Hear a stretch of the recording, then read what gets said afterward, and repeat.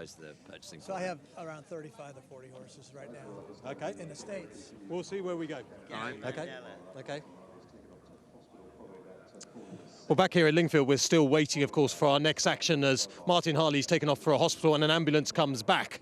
So I thought we'd try and fill some airtime with Hank Nothhaft, who owns Living the Life. Now, Hank, you are no ordinary owner. You're from America. What are you doing here? Well, I came over to see her run. We bought her about February 15th. She's run twice for us already. She won one and placed once, so I thought, well, what a dream to be racing in the UK. I'll come over and see her, so that's why I specifically came over today. Well, we wish you well. We'll come back to you in a minute, Hank, because you're an interesting fella. Phil McEntee, the trainer's younger brother, Carl. You can't be younger, do you? I know, everyone keeps saying that. It's rather depressing. I hope my wife doesn't see this broadcast. But, yeah, no, very excited to be over here. Obviously, myself and Hank have been working together now for about 4 or 5 years. I've been over in the States for about 15 years, so it's kind of a full circle moment. I rode here as an amateur when I was 16 for John Berry, so it's really sort of, it's quite poignant to be back here with Hank and obviously my brother training the horse. It's a good day.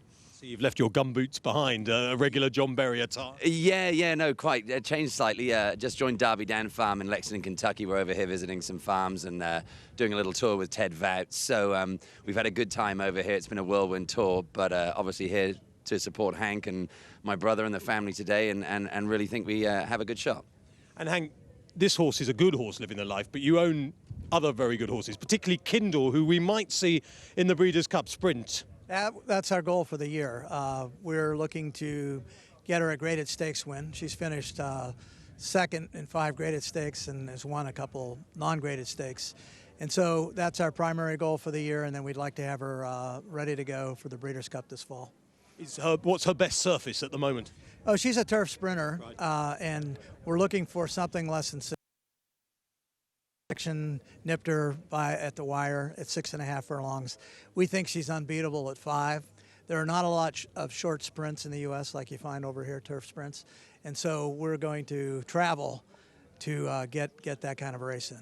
The Royal Ascot, is that on the agenda? Well, believe it or not, we were invited to run at Royal Ascot last summer. Unfortunately, she raced in the Monrovia Stakes, got beat by Misdirection, then came out of it with a small bone chip, so we couldn't go. We were planning on it. We were quite excited to have been invited, but we couldn't come. But in the future, is it something that you would like to do? Yes, I think the name of the horse running here today is aptly named Living the Life, because that's what I'm doing.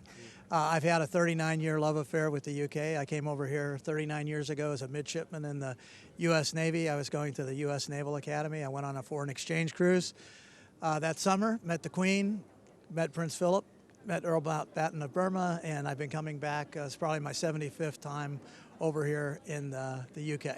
And I think reading one too many Dick Francis novels probably got me into the horse racing business anyway. So I can't say I'm living a dream. It's all clean, Hank, over here, all clean. Clean. But, you know, I can't say I'm fulfilling a dream because I never even dreamed that I would be running over here. So I'm exceeding my wildest expectations. So now that I'm licensed, I don't think there's a lot of U.S. citizens licensed over there. They're very cooperative, but not very familiar with the process. So now that I've gotten through that, I'd love to, and I know Phil, he's done a great job for me. I would love to race some horses over here every spring and then ship them back to the States.